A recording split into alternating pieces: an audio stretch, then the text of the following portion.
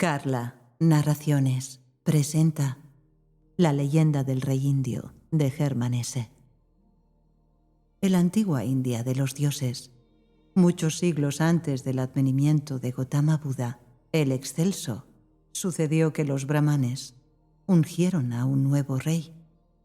Este joven monarca gozó de la confianza y las enseñanzas de dos sabios varones que le enseñaron a purificarse mediante el ayuno, a someter a la voluntad los impulsos tormentosos de su sangre y a preparar su mente para el entendimiento del todo y uno. En efecto, por esta época habían estallado entre los brahmanes ardorosas polémicas sobre los atributos de los dioses, sobre las relaciones de unas divinidades con otras y sobre las de éstas con el todo y uno. Algunos pensadores empezaban a negar la existencia de múltiples divinidades y postulaban que los nombres de éstas no eran más que denominaciones de los aspectos sensibles del uno invisible.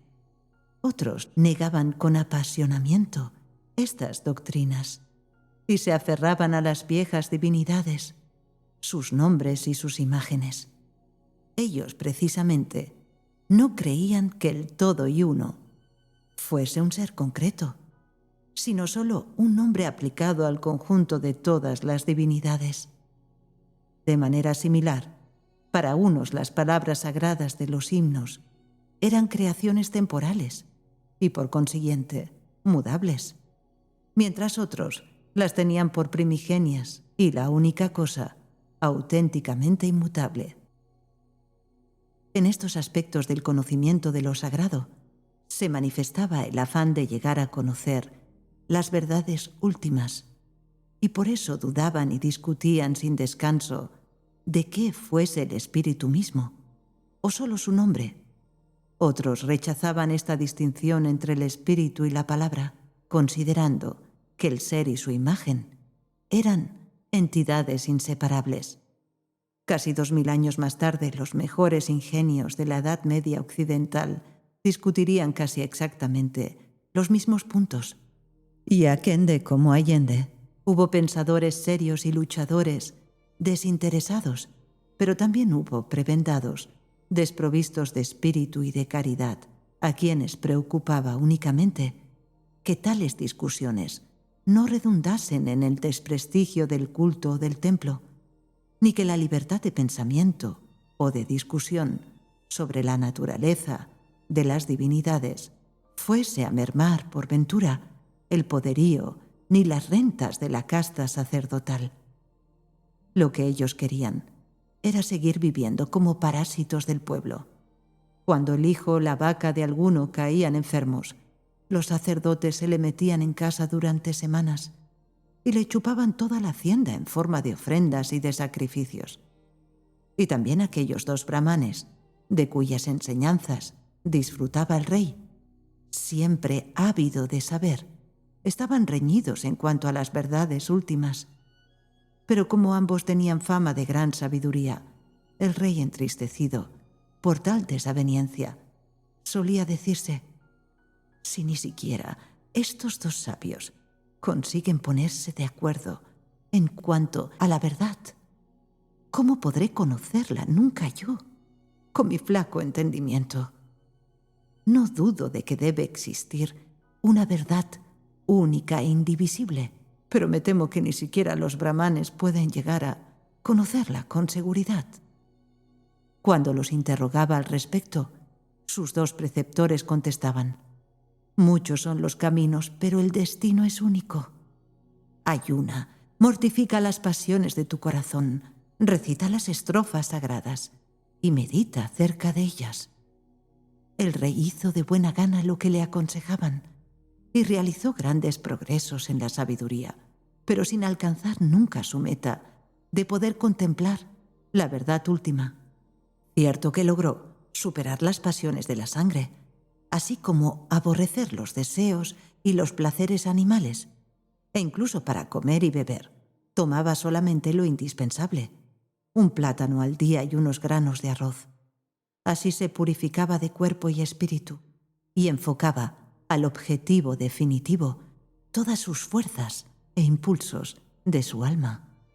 Las palabras sagradas, cuyas sílabas antes le parecían monótonas y vacías, desplegaban ahora para él todos los encantos de su magia y le dispensaban consuelo íntimo. En estos torneos y ejercicios de la razón iba conquistando premio tras premio, pero siguió sin hallar la clave del secreto final y de todos los misterios del ser, y eso lo tenía triste y cariacontecido. Entonces decidió disciplinarse por medio de una gran penitencia, para lo cual se encerró durante 40 días en la más apartada de sus estancias, sin probar bocado y durmiendo en el suelo, sin manta ni almohada. Su cuerpo enflaquecido exhalaba un aroma de pureza, su rostro delgado relucía de un brillo interior y su mirada avergonzaba a los brahmanes por la ecuanimidad purísima que traslucía. Superada esta prueba de 40 días, convocó a todos los brahmanes en el atrio del templo para que ejercitasen su ingenio en la resolución de las cuestiones más difíciles.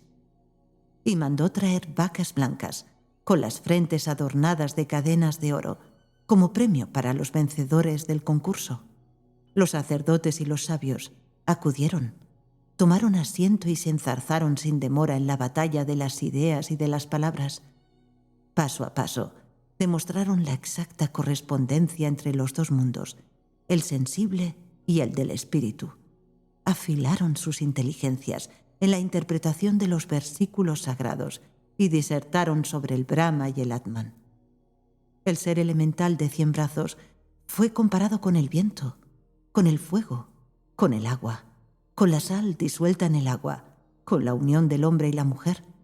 También idearon parábolas e imágenes para describir el Brahma creador de dioses, que son más grandes que el mismo Brahma, y distinguieron entre el Brahma creador y el que encierra en sí lo creado, de manera que procuraban compararlo consigo mismo, y argumentaron brillantemente sobre si el Atman es anterior a su nombre o si su nombre es idéntico a su esencia o solo una creación de ésta.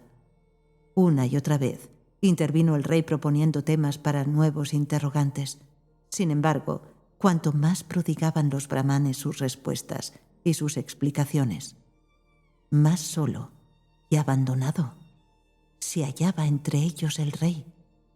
Cuanto más preguntaba y asentía al escuchar las respuestas y mandaban que fuesen premiadas las más ingeniosas, más ardía en su interior el anhelo de la verdad misma. Pues bien se daba cuenta de que todos aquellos discursos y análisis no servían sino para dar vueltas alrededor de ella, pero sin tocarla nunca. Nadie lograba entrar en el círculo interior, de manera que conforme iba proponiendo preguntas y repartía honores, se veía a sí mismo como un niño dedicado, junto con otros niños, a una especie de juego.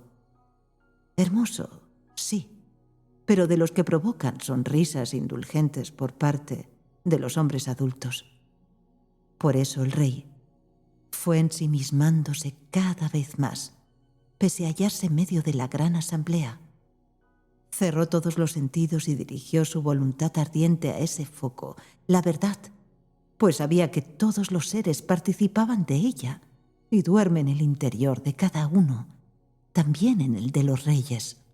Y como era un ser puro, en cuyo interior no subsistía ninguna escoria, fue encontrando suficiencia y claridad dentro de sí mismo. Cuanto más se sumía en sí, mayor era la luz que percibía, como el que camina dentro de una caverna y cada paso le lleva más y más cerca del resplandor de la salida. Mientras tanto, los brahmanes continuaron largo rato hablando y discutiendo, sin darse cuenta de que el rey estaba como sordo y mudo. Se exaltaban, alzaban las voces cada vez más, y no pocos manifestaban así la envidia por las vacas que habían correspondido a otros, hasta que por fin Uno de ellos reparó en la distracción del monarca, interrumpiendo su discurso. Levantó la mano y lo señaló con el dedo. Y su interlocutor cayó e hizo lo mismo. Y el vecino de éste también. Al fondo del atrio algunos grupos alborotaban y charlaban todavía, pero la mayoría guardaba un silencio sepulcral. Hasta que callaron todos, sentados sin decir nada, y mirando al rey, que se mantenía erguido, el semblante impasible, la vista dirigida al infinito. Y su rostro irradiaba una luz fría y clara, como la de una estrella.